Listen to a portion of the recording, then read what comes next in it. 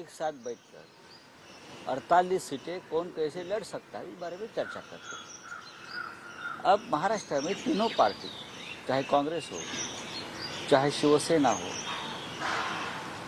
राष्ट्रवादी कांग्रेस पवार साहब की लीडरशिप वाली, वंचित बहुजन आघाड़ी, ये सभी के अपने अपने गढ़ है और पूरे महाराष्ट्र में चार ही पार्टी फैली है। तो कार्यकर्ताओं का दबाव नेताओं के ऊपर होता है कि फलाना सीट अपने पास ही रहने चाहिए, हम ही लड़ेंगे। जैसे कि भिवंडी वाली सीट है, अब मैं एक उदाहरण, भिवंडी वाली सीट पर राष्ट्रवादी कांग्रेस पार्टी के लोग चाहते हैं कि वो सीट राष्ट्रवादी कांग्रेस पार्टी लड़े, ये सच है। और कांग्रेस के लोग चाहते हैं कि हम लड़े। ऐसे एक दो सीट में शिवसेना और कांग्रेस में भी चर्चा चल रही है। उसका मतलब है कि रणनीति की बात नहीं है। आज सुबह मेरी शरद पवार साहब से चर्चा हुई है, अभी हम लोग सब बैठेंगे और जो छोटी मोटी बातें हैं उसके ऊपर हम निर्णय लेंगे। अभी सांगली वाली एक सीट है,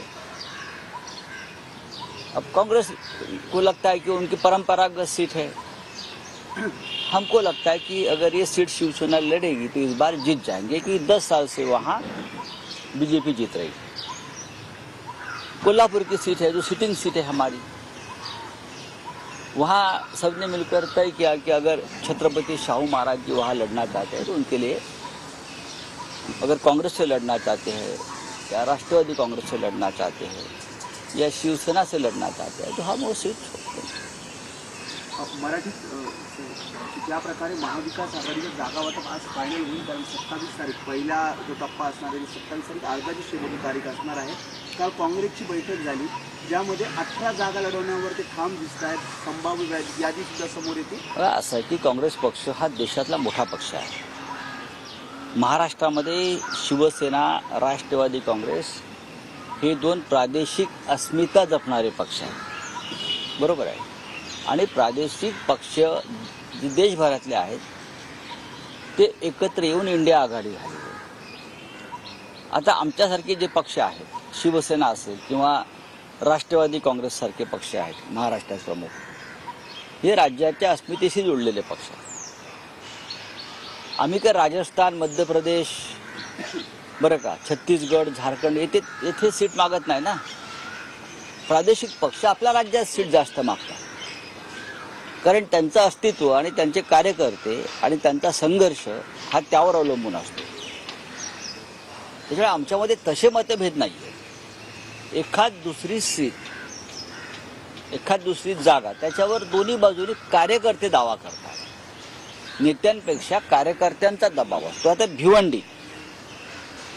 भिवंडी गेली अनेक वर्ष भाजपकडे आहे। जर आम्ही सगळे एकत्र आलो तर भिवंडीची सीट ही भाजपकडून आम्ही काढून घेऊ। राष्ट्रवादी काँग्रेसचा दावा आहे मी कार्यकर्त्यांचा की ती सीट आपण लढूया, काँग्रेस पण त्या आम्हाला हवी। कोल्हापूरची जागा सिटिंग आहे, आम्ही ती हसत सोडली, आम्हाला यातना झाल्या कोल्हापूरमधून शिवसेना यावेळेला लोकसभेत जाणार नाही। मग आमच्या कार्यकर्ते असे म्हणतात की सांगली लढूया।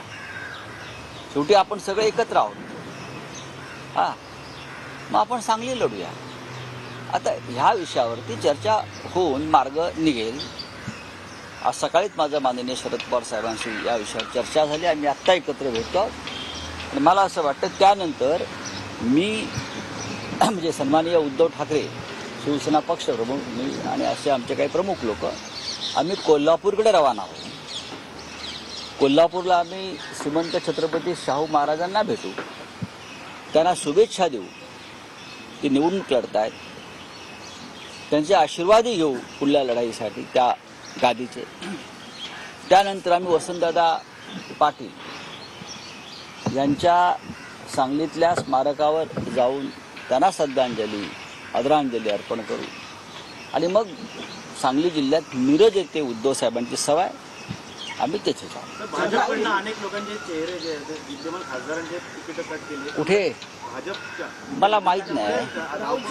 दिल्लीला नाही, आपलं आपलं होऊ द्या. चंद्रहार पाटील यांची उमेदवारी जवळपास निश्चित केली असताना ती उमेदवारी तुम्ही मागे घेणार का? जर सांगलीची जागा काँग्रेसला द्यायची तर हे पहा की ठाम आहात सांगलीची. आम्ही नक्कीच त्या जागेवरती यासाठी ठाम आहोत की पश्चिम महाराष्ट्रामध्ये आम्ही कोल्हापूरची महत्त्वाची जागा महाविकास आघाडीच्या ऐक्यासाठी त्याचं आम्ही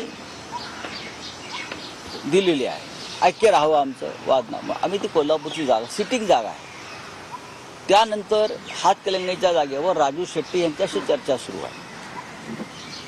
त्यामुळे पश्चिम महाराष्ट्रामध्ये आमच्याकडे एखादी जागा असावी आणि ती आम्ही ताकदीनं लढावी, अर्थात काँग्रेस आणि राष्ट्रवादी काँग्रेसच्या मदतीनं.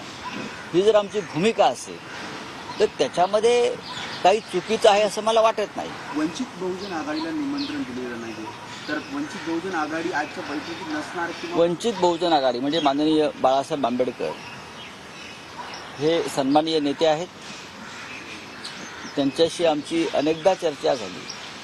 आम्ही त्यांना महाराष्ट्रात 4 जागांवर त्यांनी लढावं त्यांनी आम्हाला सूचना केलेल्या. हा प्रस्ताव आम्ही त्यांना दिल्यावर त्यांची एक वेगळी भूमिका आम्हाला दिसते. तो प्रस्ताव जर त्यांनी मान्य केला असता तर नक्कीच आम्हाला आनंद झाला असता. या लढ्याला, हुकुमशाही विरुद्धच्या लढ्याला, संविधान वाचवण्याच्या लढ्याला बाळासाहेब आंबेडकरांच्या आमच्यात असण्यानं गती आणि बळ नक्कीच मिळालं असतं. पण मला अजूनही खात्री आहे की सगळे प्रमुख नेते एकत्र बसतील आणि ते पुन्हा माननीय बाळासाहेब आंबेडकर यांच्याशी चर्चा करतील आणि त्यांच्या मनात जर काही नाराजी असेल, अस्वस्थता असेल तर आम्हाला ती दूर करण्यात यश येईल.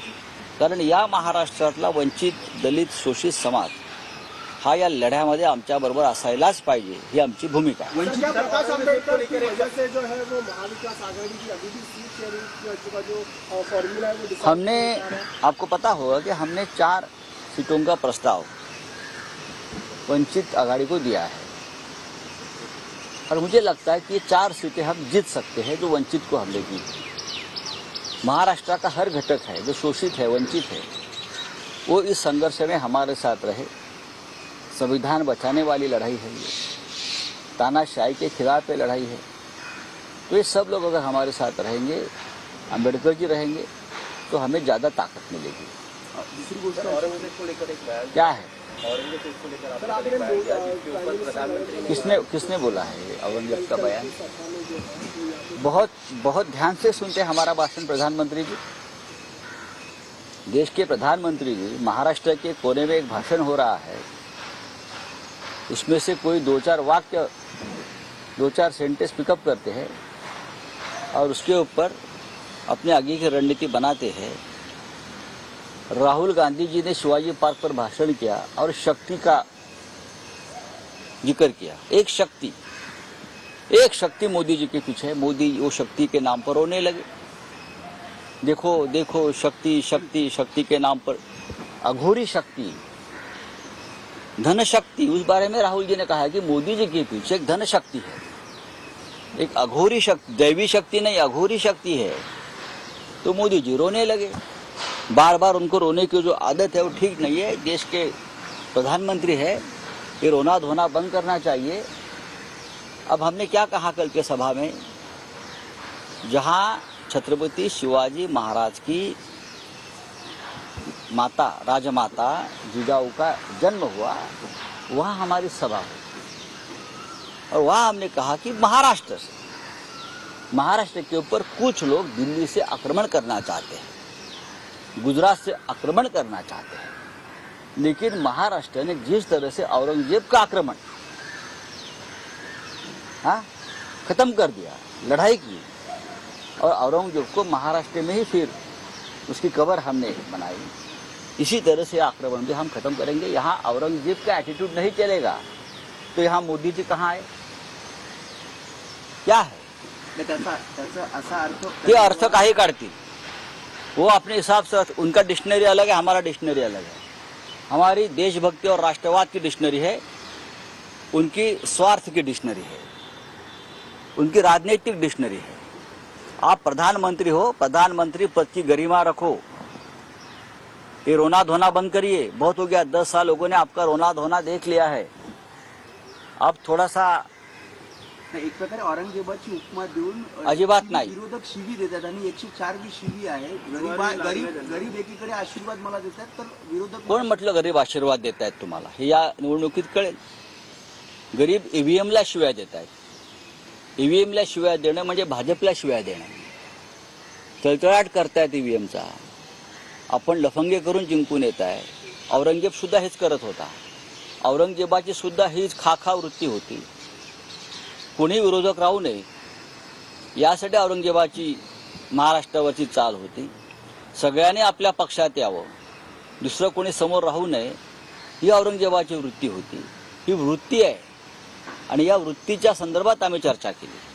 मोदींनी थोडंसं त्यांचं हे मगरीचे अश्रू ढाळणं बंद करावं. आता ते देशाचे पंतप्रधान आहेत काही काळासाठी. निदान या काळात तरी त्यांनी प्रधानमंत्री पदाची गरिमा प्रतिष्ठा सांभाळावी. Thank you very much.